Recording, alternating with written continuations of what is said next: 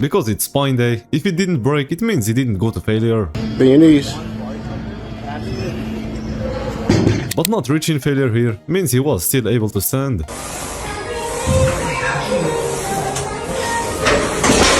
And this one doesn't know what failing is. He'll still stand up even if it means developing muscle imbalance.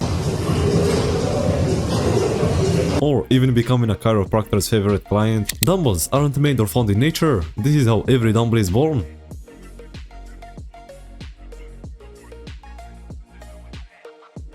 When using any type of squat machine, always make sure to never lock your knees like this guy is doing, as it can put you at risk of injury.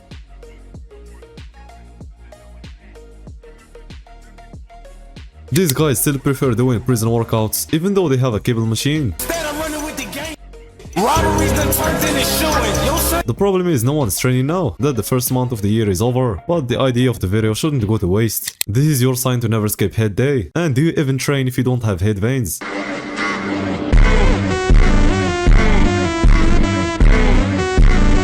How do you expect to get bigger or stronger if your pancakes aren't even like that? That's a pancake sleeper build.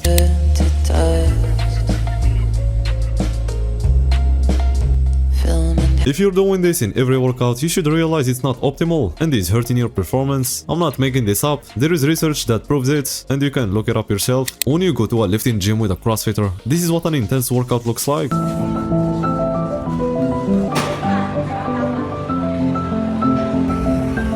0 reps done, and that's what makes every CrossFitter proud.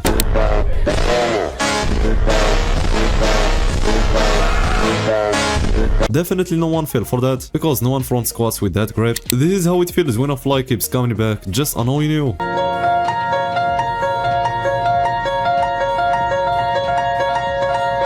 That's how you train to stay nonchalant while it's happening. This is why when you see a muscular Asian person, just understand that it's even more impressive.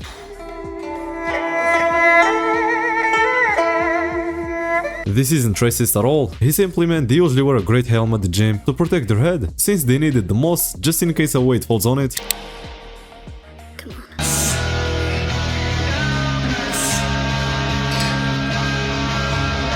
There are 3 possible explanations for how strong he is. Either he's doing hip thrust and only showing this part, he's only loading one side of the barbell, or he's just extremely strong.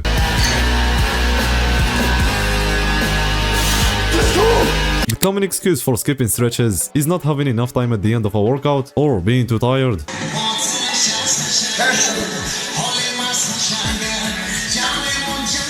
But what if every exercise you do is a superset between a stretch and a movement, like a triceps extension? Not skipping the leg day is a big achievement for gym rats, and they'll use any chance to announce they trained. This guy got the perfect opportunity to do just that. At the time of the crash, and he's here to tell us what he heard, what he saw, and just his reaction to the whole thing. So tell us what you saw. I was at the gym, today was a leg day. And to address the elephant in the room, this is definitely how his leg workout went.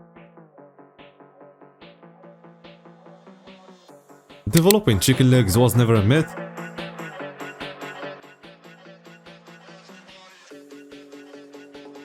If you skip too many leg days to the point where you can't do a single plate on the leg press, you will end up with them, just like this guy. In winter, staying warmed up in the gym is tough, and that can easily lead to an injury. But these guys are providing a service where they splash hot water on you to keep you warm. You probably shouldn't be recording in because it's against the facilities rules. Okay, my bad, bro. Just want to let you know for now. Appreciate you, man. If you want to avoid being on Joey Swartz's page and any risk of a fight while recording in the gym, just de-escalate things quickly, like this guy did. This guy's mind-muscle connection is so confused that when he's training his biceps, he feels it more in his legs with every rep.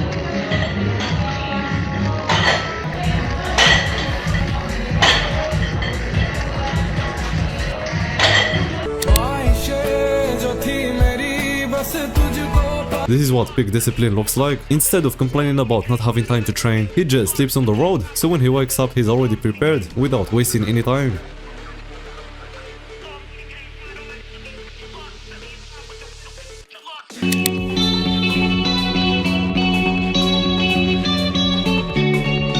This has already been figured out. If you train for 1 hour, the other 2 hours going to commuting to and from the gym, warming up, showering and resting 2 to 3 minutes between sets because you train optimally. Plus you actually talk to people, that's how you go from 1 to 3 hours. Brazilians can't go anywhere or do anything without their bike, not even in the gym, or they use it as a bench or weight.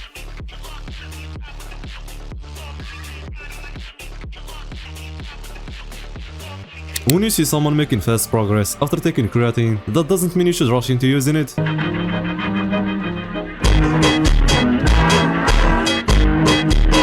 First, check their nutrition, lifting routine, and how long they've been training. Those factors played a bigger role in their progress than a small boost from creatine. This way you won't be disappointed if you don't get the same results, which happens most of the time. You can tell that taking creatine is this guy's highlight of the day. ¡Qué hijo de... ¡Qué lindo mate te preparas! First thing you're going to want to do is put in a scoop of protein. Then you're going to add some protein. Then we're going to add some protein. Now what I like to do, just for a little bit of taste, is add some protein. Then I usually add 1/2 of protein. Can you add some protein and blend? This video is so old, and legend says he's still adding more protein to this day because it needs more protein. I forgot the protein. Did you know that you can just buy caffeine, like a whole jug of caffeine? You can just put this in anything, and you can just caffeinate anything. Now we might see a caffeine version instead of protein, since liquid caffeine is available. 10 milliliters is 80 milligrams of caffeine. 10 milliliters, a low dose. 80 milligrams of coffee, like a regular coffee. That is nothing. But definitely don't try it. It's like a heart attack speedrun. This is an underrated underground boxing competition that most boxers don't know about. Eita porra. Boa. Here, the winner is the one who performs the worst. It's Glendale Dingle here.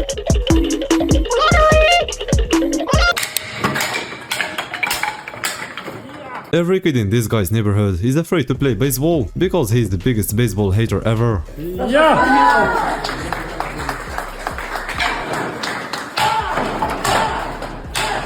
The first bodybuilder you think of when looking at this guy is Arnold.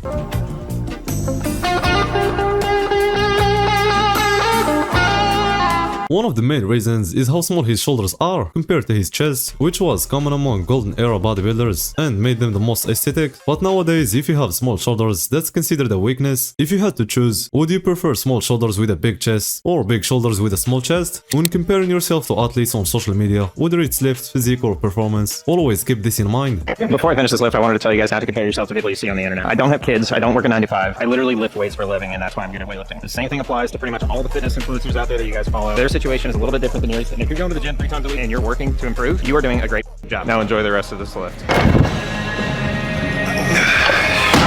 Those you see aren't just regular people with jobs or still in school. Most of them are training for a living, not for fun or just to get in better shape, but to be the best. That doesn't mean you can do the same though. If that's what you want, it's worth giving it a shot and working hard to make it happen, just like most of them did.